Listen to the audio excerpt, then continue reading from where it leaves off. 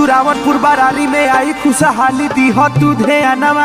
वाह वाह सुनो ये मजदूर किसानवा और मुखिया बना दी हो सबसे बता दी हो।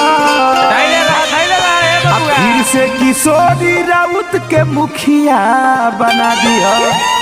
तो चलिए आई सबे फिर यही चुनाव के लहर में हमनी के किशोरी राउत भैया देखी बड़ी काम कैले बनी। तो वहाँ के काम के भुलाई के नहीं खे अब फिर से वहाँ के मुखिया बनावे के बा अपना जुरावनपुर बरारी में बात चलो अधूरा काम सारा पूरा करावे के बा। ये चाचा हो अरे किशोरी राउत के फिर से जीताई हा। आरे बतिया ना भूलई हो किशोरी राउत के जिताई हो।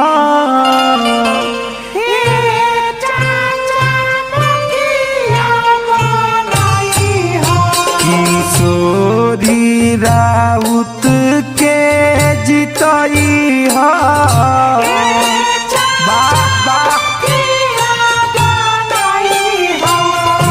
किशोरी राउत के जिताई हो। सारा बातल काम पूरा करावे के बा। किशोरी राउत के जिताई हो।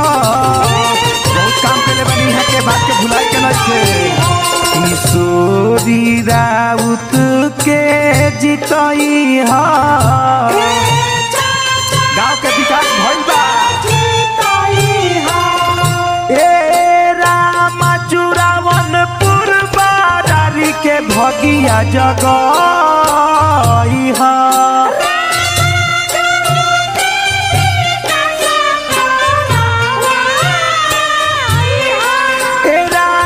जुरावनपुर बरारी से फिर से जीताई हा।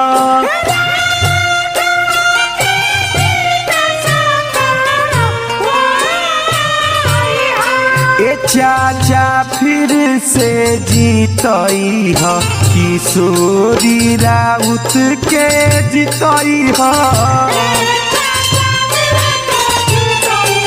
किशोरी राउत के मुखिया बनई हो। किशोरी राउत के मुखिया बनई हो।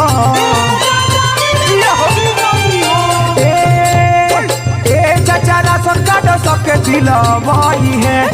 नल जल पेंशन सबके मिलल बा। नली गली रोड सब बनवाई है। चाचा फिर से जीतई हो किशोरी राउत के जीतई हो।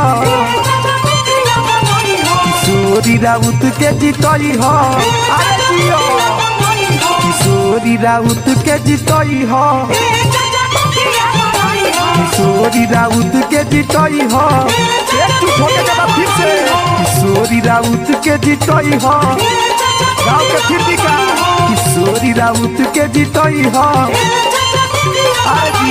किशोरी राउत के जीतई हो। किशोरी राउत के जीतई हो। बाकी काम पूरा करावे के बा। किशोरी राउत के जीतई हो। बाकी बात किशोरी राउत के जीतई हो। किशोरी राउत के जीतई हो। किशोरी राउत के जीतई हो। रोड नाली गली पासा करवाई है। वृद्धा पेंशन राशन कार्ड बनवाई है। चाची फिर से जीतई हो किशोरी राउत के जीतई हो। किशोरी राउत के जीतई हो।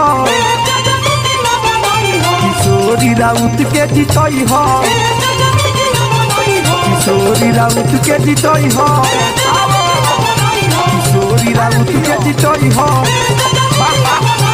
किशोरी राउत के जीतई हो। किशोरी राउत के जीतोई हो किशोरी राउत के जीतोई हो